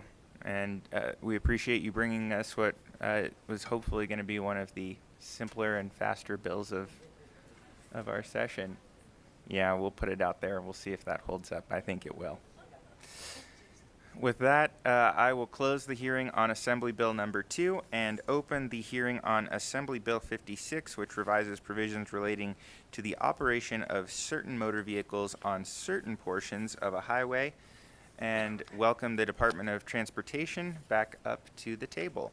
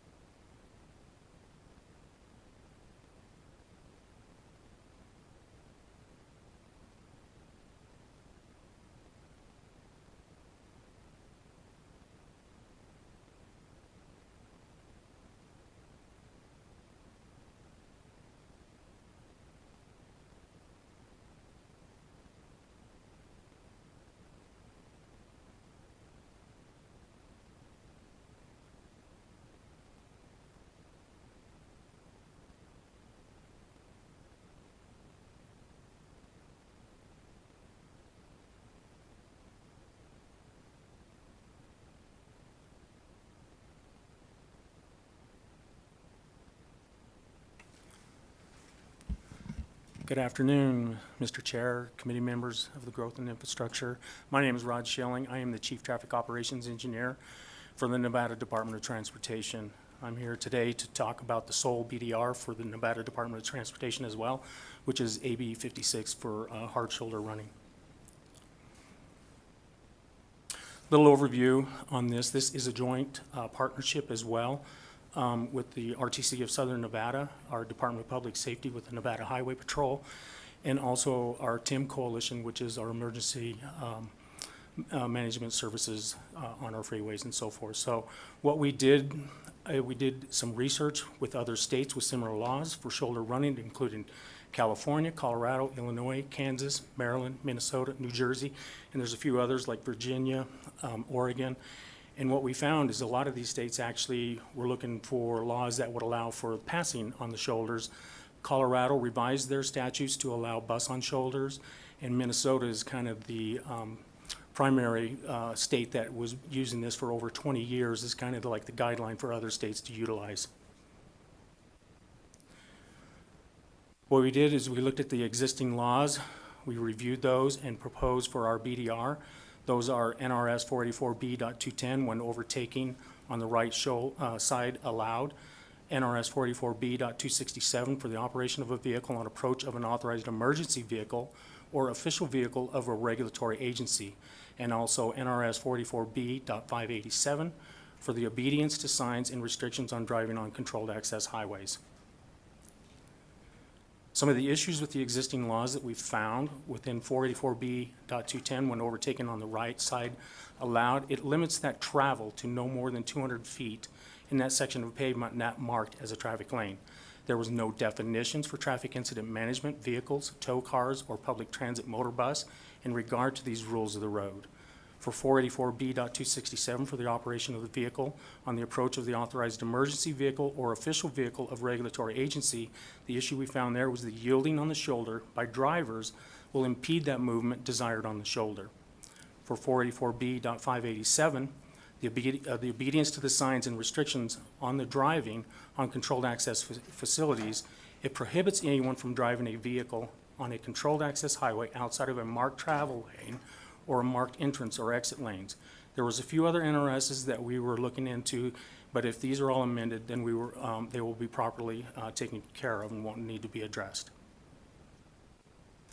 The changes and purposes for these changes for 484B.210 was to amend and to include the exception of overtaking a vehicle except as provided in the new subsection 4. So add that new subsection 4 to provide for the vehicle movements exceptions to the authorized emergency vehicles, traffic incident management vehicles, tow cars, or the public transit motor bus that are driven on the paved shoulder where lawfully placed signage allows, and add definitions for those additional vehicles listed in subsection 4. For 484B.267, we need to amend to reflect that a law enforcement officer can direct where other vehicles move to the yield, and amend to include that driver shall not drive or stop on the shoulder where subsection 4 of NRS 44B.210 cites those vehicles can travel. And for 484B.587, we need to amend where required to refer to new subsection 3 and add that new subsection 3 to refer to the new subsection 4 of NRS 484B.210 to allow those vehicles to drive on a paved shoulder where lawfully placed signage allows. If this amendment is gone forward, which we've already submitted, we would need to remove references to curb, and the reason being on a controlled access facility, you will not see curb features in a controlled access facility. Also remove references to the right shoulder.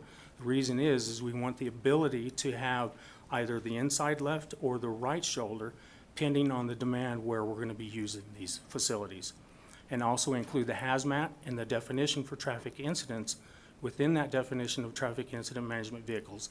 Hazmat is one of those vehicles that is part of our emergency services and is very important as part of the open roads policy to make sure it's quick, safe, and clear. So those are some of the final portions of it. And I'll open it up to any questions. Thank you very much. We'll begin with a question from Assemblywoman Miller. Thank you, Chair Watts. And my question is simply, I believe I understand the need for this request, but will there be some kind of campaign to educate the public if this is passed into legislation? Thank you for the question. Great question. Again, for the record, Rod Schilling, Chief Traffic Operations Engineer for the Nevada State Department of Transportation. Absolutely. We'll have to establish policies and guidelines too, because really you got to look at the operation and management of those facilities. So a PIO campaign would be key as part of that.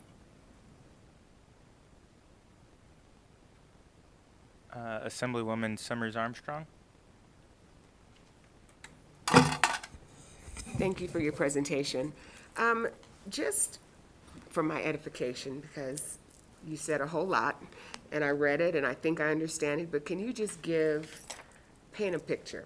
What would this look like in actual terms if we had an emergency situation? Let's say we've got traffic backed up on the I-15 at State Line, and there's an emergency. Can you walk us through what would happen? Thank you for that question. Again, Rod Schilling, Chief Traffic Operations Engineer for NDOT.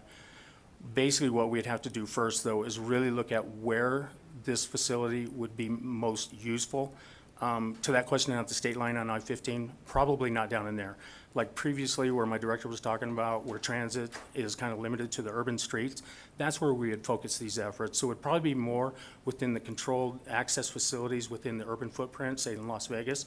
The way we would control some of the emergency management side of it, that's why we have our partners in this partnership too. So we'd have to do that operations and management piece of the guidelines. We'd have to look at that. So you got to make sure that those roads are cleared.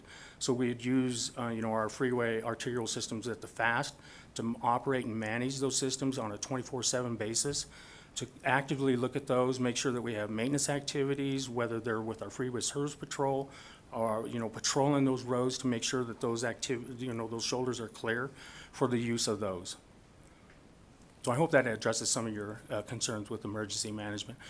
In addition to that, I'd like to follow up that we do have some incident management plans that we work with our TIM coalitions, which I think is part of our initiatives to make sure that those roads are clear. Okay, so thank you, Chair, for the follow-up. So let's talk about there's a wreck between Spring Mountain Road and Russell. And now we have Tropicana, so Tropicana's closed. We've got the ambient signs that are being monitored by RTC Southern Nevada. What would this look like if there was a real emergency situation? How would this play out? And so for the public to be able to understand what you need them to do. Good question again, ma'am. For the record, Rod Schilling, Chief Traffic Operations Engineer for NDOT. Again, what we'd have to do is go back in some of those situations, what we have in that area, we have a concept of operations. So again, what we'd have to do is modify those concept of operations so that we fully understand all of those lane configurations. In that case, like what you're talking about is an active traffic management system. So we'd have to incorporate that into that too. So those dynamic message signs that you're talking about with the lane controls, we'd include that as part of our operations and update our ConOps. So we'd have to do that. So we do that currently right out there right now. So when we actively have a full lane closure or a right lane closure or whatever it is, that we'd have to address that and develop that operating procedure. So that'd be a work in process too, is to establish all of those. Thank you.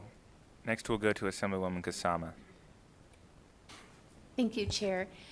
Could you explain to me actually what is going on right now if there's an emergency that comes up? It seems to me I see people going on the right lane or going around emergency vehicles to get to the destination. So why would this be needed when currently people seem to be making it work? So if you could just, I guess, kind of expand on my colleague's question too. What is going on now that we need to change this? Good question. Again, Rod Schilling, Chief Traffic Operations Engineer for NDOT.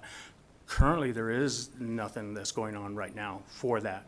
So we just have our incident management, I think is what you're talking about. So the laws currently do not allow for certain incidents to travel on that shoulder. That's why we're asking for that revisions to the statutes.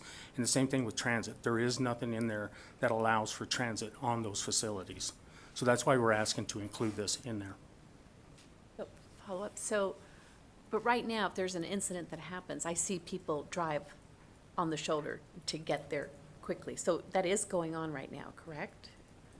When there's an incident, people just go around people to get there. Ambulance, police. Rod Schilling again for the Chief Traffic Operations Engineer for NDOT.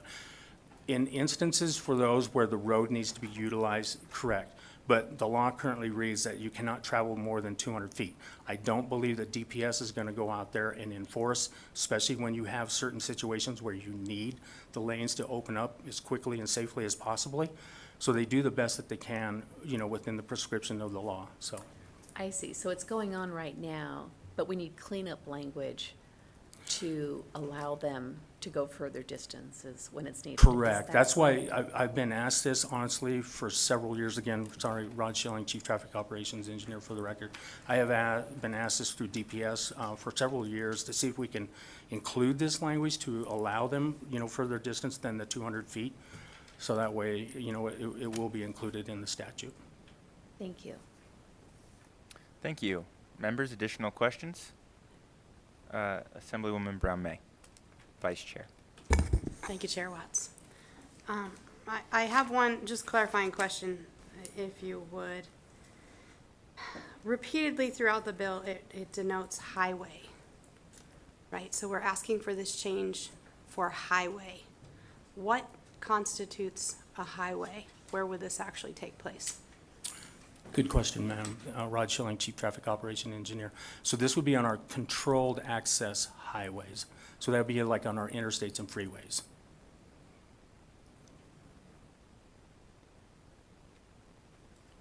Thank you. Any other questions? Okay. Assemblywoman Peters. Thank you, Chair. So the bill as it is written would take effect immediately upon passage and approval. But it sounds like you need to put together an action plan for how to implement this. Does it make sense for us to have this be approved upon passage and approval? Or do we need to give you some grace period to establish those parameters before it becomes law that this can take place? I understand that, and as my colleague suggested, it's happening already, but for the implementation of people not pulling over to the right side of the road during emergency vehicle passing, I think those kinds of things create a dynamic on the highways that are maybe not safe. Good question, ma'am. Rod Schilling, Chief Traffic Operations Engineer. So the passage is really the first step. It will give us the ability, and after that, we would have to start establishing those policies and guidelines. That would be one of the next steps in that once the passage is approved.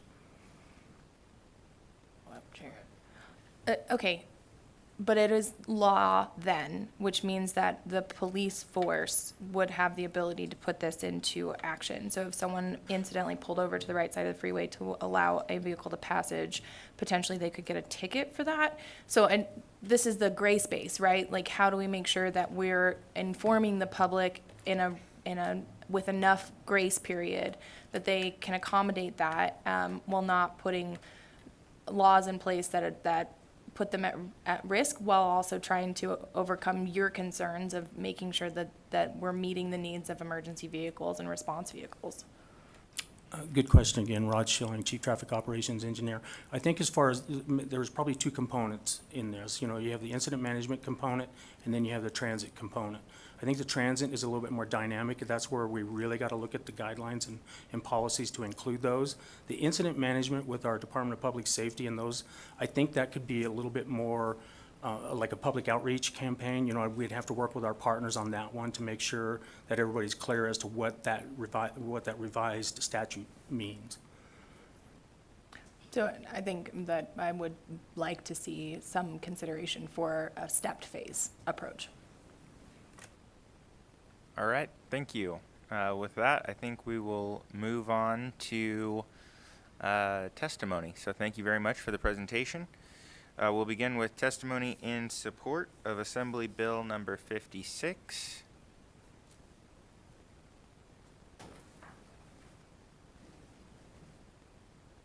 Welcome. You can proceed whenever you're ready. Chairman Watson, members of the committee, for the record, my name is Tessa Laxalt, and I'm the Government Affairs Manager at the Nevada Trucking Association.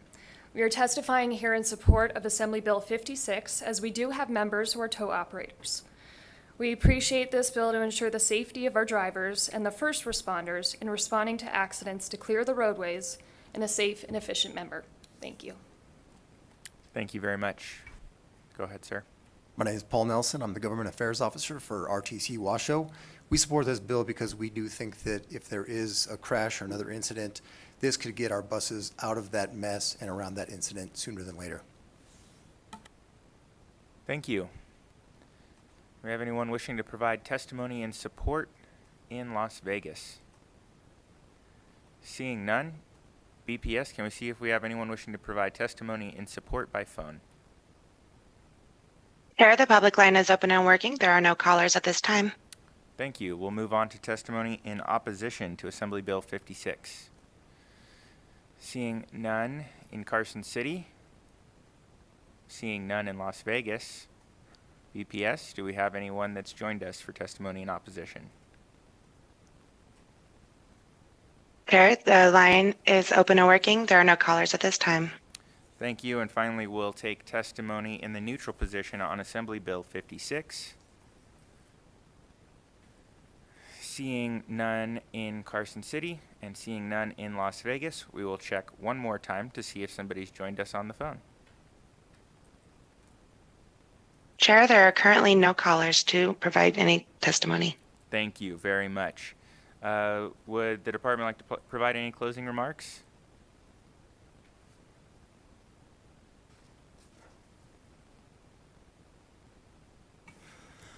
Again, Rod Schilling, Chief Traffic Operations Engineer for NDOT. I truly appreciate everybody's time and consideration for this. It is a joint venture, and we appreciate this consideration. Thank you. Thank you. And with that, I will close the hearing on Assembly Bill 56.